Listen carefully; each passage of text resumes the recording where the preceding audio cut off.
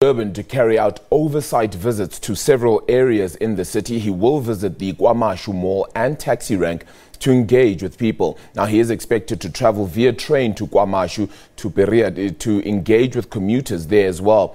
And will also do a walkabout at the market in Warwick Avenue, Dr. Pixley kaSeme Street and Mahatma Gandhi Street. Let's cross now to Durban for more on this. Mlondi Khatebe joins us on the line. Mlondi, thank you so much for your time out there in Durban. I believe you do have the National Commissioner of Police and even Bheki Cele as well. Any word coming through from them so far as to the proceedings of the day and how exactly they feel with regards to surroundings and police readiness?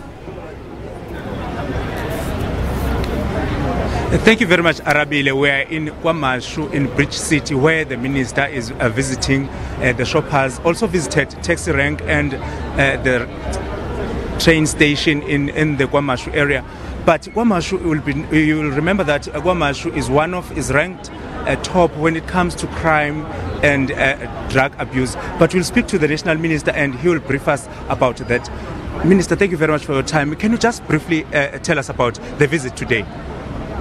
Well, the visit is part of the visit in South Africa. This almost is a 15th mall in South Africa.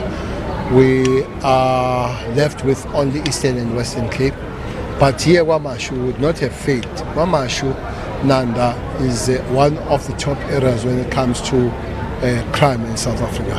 If I'm not mistaken, this cluster is leading. It's number 2 in terms of murders in South Africa after Nyanga in Cape Town. We listened this morning, National Commission, Provincial Commission sat down and we listened.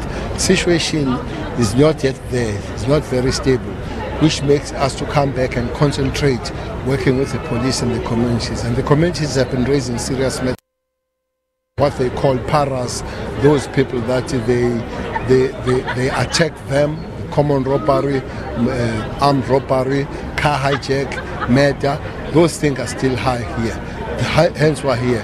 But it's just the beginning. Surely we'll be coming back to work on the situation to stabilize the crime here. But Minister, will you say that this year it was a quiet year in terms of hijackings or conduct crimes around the Durban area? Quiet, I'm not sure. I think police worked hard. One thing all of you have just forgotten to speak about is the cash heist. All of you have forgotten about cash heist.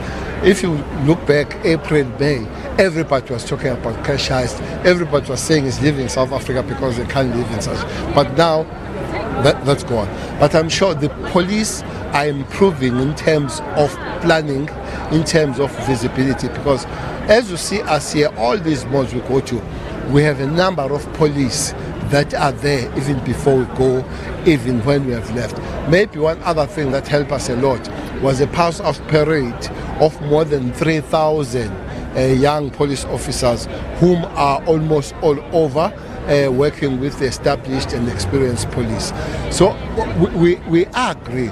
The only thing that seems to be taking us back this year are the death on the road. The death on the road is too high. All of us were unhappy.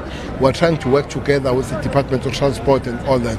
But when it comes to crime per se, we are really almost there. And even the response, there was a shooting in Western Cape where 3 people died, a 6-year-old, a 4-year-old, and all. We are happy that those people already, it was even far less than 72 hours that we have established as a turnaround time. Those people are arrested. Western Cape, 3 people arrested who hijacked and all that. Even the turnaround where people get arrested if they have managed to commit the crime, we are very happy about the good work that South African police are doing. Minister, about the private security companies taking part in policing and safeguarding homes during the festive season, what can you say about that? And are they playing their role or are they stepping at the role of the SAPS? The policing in the Republic of South Africa is per mandate of the Constitution, and South African police members under the ministry and the commander of the police of operation, which happens to be a commissioner, under the commander-in-chief of all armed forces in South Africa, happen to be the president? Nobody.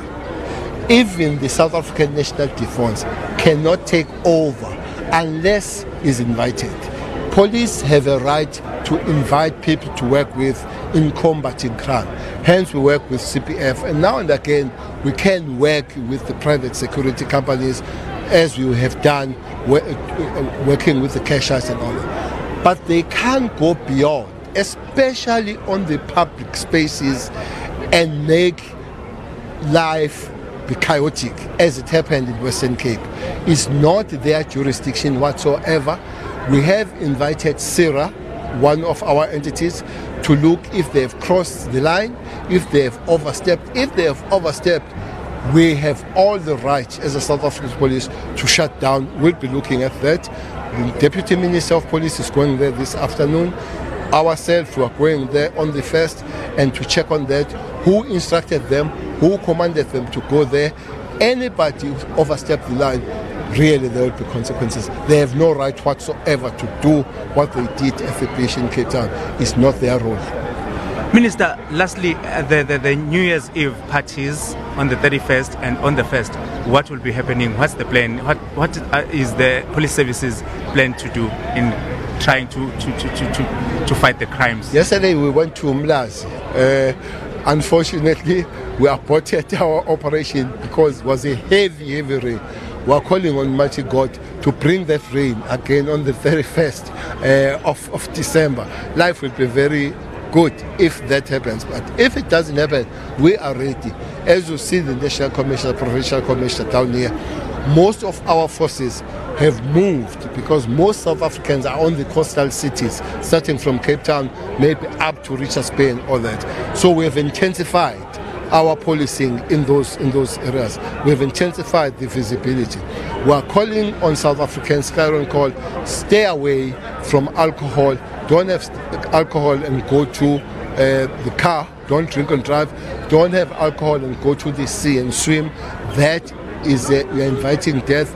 But also, don't drink, especially the male patrons, to drink and abuse the women. We are very jealous with the space where males are abusing the women, especially when they are drunk. We're not going to be sympathetic, we're going to be very hard on them. But all people that indulge in the criminal activities, as South African police won't give them the space. Thank you very much, sir. For now, wishing all the South Africans the good Christmas. Please behave. This is not the last Christmas. There will be other Christmases next time. Keep the money for kids to go back to school, and please don't commit crime. Thank you very much. There was the National Minister, Bheki Cele, in KwaZulu-Natal.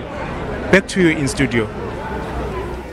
Yeah, thank you so much for that reporting out there. And it seems that, of course, the message is a clear one and quite a serious one there coming through from the National Police Commissioner and, of course, Bheki Cele, the Minister of Police. Let's quickly